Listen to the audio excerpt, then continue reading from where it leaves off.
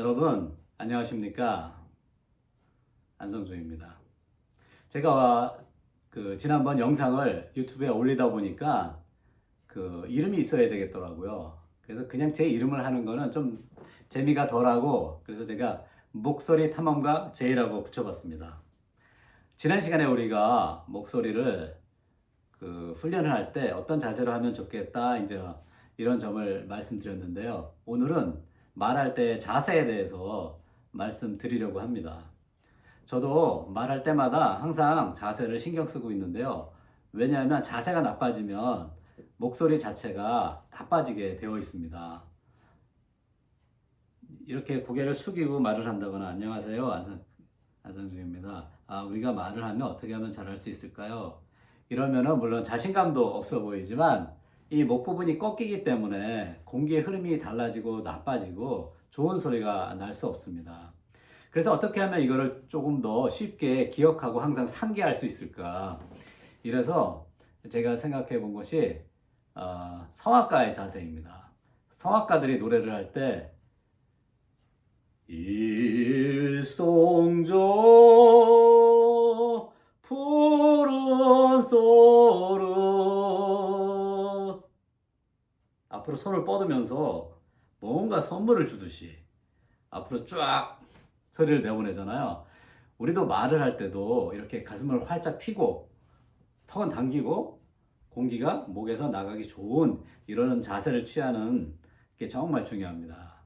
그래서 여러분들도 말할 기회가 있을 때는 조금 이따 말을 해야 될 것 같다, 또 친구를 만나서 이야기를 해야 될 것 같다 그러면 미리 한번 어깨도 풀고 좀 고개도 좀 풀어주고 또 턱도 좀 당기고 이렇게 해서 말할 수 있는 그 자세를 갖추고 시작하시기 바랍니다. 그러면은 훨씬 더 소리가 좋게 들립니다. 이 목에서 나가는 소리가 벌써 울림도 생기고 훨씬 더 좋아져요.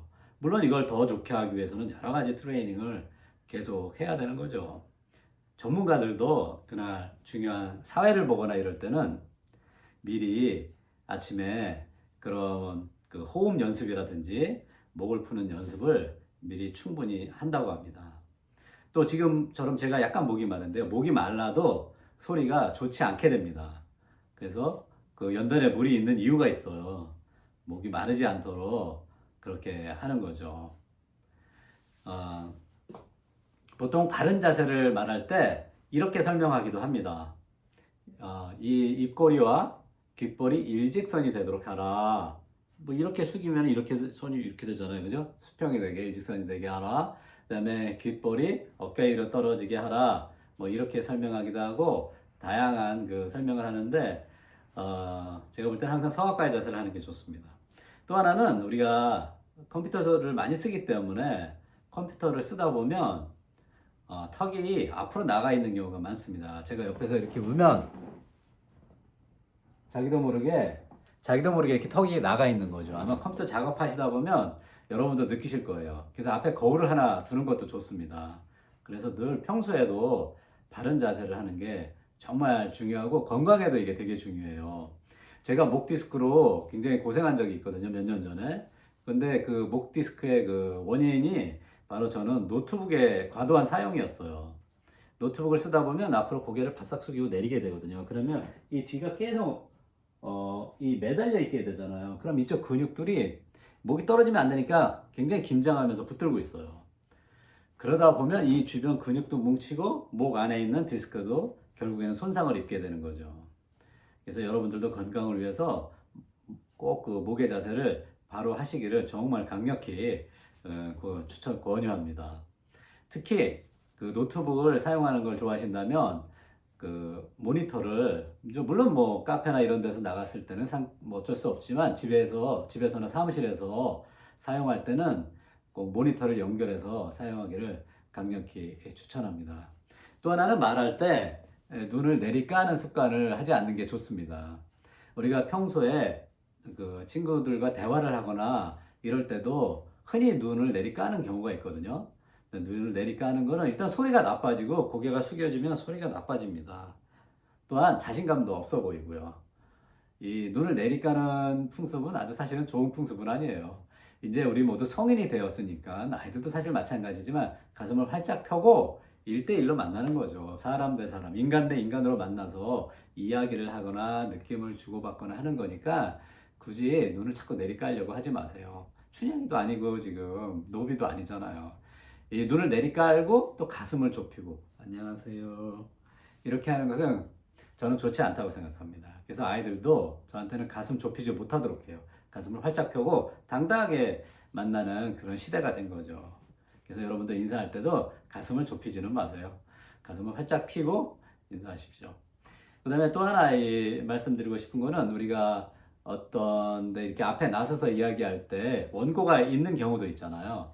그럴 때도 원고만 너무 읽다 보면 고개가 숙여질 수밖에 없잖아요. 그러면 소리 자체가 또 탁하고 나빠질 가능성이 많습니다. 따라서 원고를 읽더라도 충분히 읽어서 그 원고는 가끔씩 헷갈리지 않도록 보는 정도로 하고 대부분은 외워서 하는 게 성의도 있어 보이고 좋을 것 같습니다. 그 대통령이나 이런 중요한 그런 분들의 연설에서는 앞에 그 옆에 양옆에 프롬프트를 띄워놓고 하잖아요. 거기서 볼 수 있게. 그래서 사람들한테 좋은 인상이나 좋은 이미지나 이런 거를 주는 거는 굉장히 중요하기 때문에 그런 도구들까지 사용하는 거죠. 그래서 여러분들도 말할 기회가 있을 때는 꼭 그 앞에 바른 자세로 앞에를 보고 성악가의 자세를 생각하면서 그렇게 하는 게 좋습니다. 이거하고 관련돼서 또 하나 말씀드리고 싶은 것은 인사하는 방법입니다. 우리가 연단이나 이런 데 나서서 인사를 하거나 또는 다른 사람을 만나서 인사할 때도 안녕하십니까 이렇게 말하고 인사하는 거를 동시에 하면 소리가 나빠질 가능성이 있습니다. 그래서 이거를 분리하는 게 좋습니다. 연단에 나서서 인사를 할 때도 먼저 인사를 하고 안녕하십니까 누구입니다 이런 식으로 하는 게 좋아요. 한꺼번에 인사하는 거와 말하는 거를 한꺼번에 하면 좋지 않습니다. 이런데 우리가 사람을 만날 때도 상대편을 만나서 안녕하세요 보통 이렇게 하잖아요. 그러면 소리가 나빠져요. 그러니까 그렇게 하는 것보다는 먼저 고개를 숙여서 인사해야 된다면 안녕하십니까 누구입니다 이런 식으로 하는 것이 더 좋다고 생각해요. 여러분들도 혹시 인사할 게 악수할 때도 마찬가지거든요. 악수를 할 때도 원래 악수는 서양에서 들어온 습관이잖아요. 그러니까 악수할 때 서양 사람들은 당연히 눈을 뜨고 악수해요. 손도 보지 않는다고요. 악수는 손을 보지 않는 게 또 원칙이고 그런 방법이에요. 이렇게 손을 안 보면은 손이 안 만져질 것 같잖아요. 우리는 그래서 늘 손을 보고 악수를 하는데 잘 만져집니다. 그래서 악수를 할 때도 늘 눈을 보고 손을 뻗어서 악수하는 그런 습관을 들이시고요. 악수할 때도 가슴 좁히고 허리도 숙이면서 하는 악수는 저는 뭐 반대예요. 저는 그래서 뭐 우리나라 문화에는 그게 더 맞다 이런 분들도 있는데 그냥 숙여서 인사하는 거는 그러면 인사로 하고 악수할 때는 가슴을 펴고 하는 저는 그걸 선호합니다. 그래서 아이들한테도 저는 그렇게 조카들이나 이런 어린 아이들 보면 가슴 좁히지 말고 인사하라고 얘기해요. 그래서 가슴을 활짝 펴고 또 악수할 때도 당당히 하고요. 두 손 악수도 안 됩니다. 그래서 우리 꼬마들도 시키면은 나중에는 다 그렇게 하더라고요. 그래서 한 손 악수지 우리 만났으면 악수하는 거지 한 손 악수지 눈 보고 악수하는 거지 그런 아이들도 금방 따라하고 저는 그게 보기 좋더라고요. 그래서 오늘은 말하는 자세에 대해서 주로 이야기해 봤는데요. 중요한 것은 딱 하나입니다. 성악가의 자세를 취한다. 가슴을 활짝 펴고 턱은 당기고 오늘도 어디 가서 말할 기회가 있을 때 이것만 해보셔도 조금 느낌이 다를 수도 있습니다. 저희가 앞으로 여러 가지 이야기를 하면서 여러분 목소리에 변화가 생기고 또 발전감도 생기고 그러한 그 성취가 있기를 진심으로 기원하고 또 저도 열심히 한번 제가 배우고 익혔던 것들을 한번 풀어보겠습니다. 감사합니다.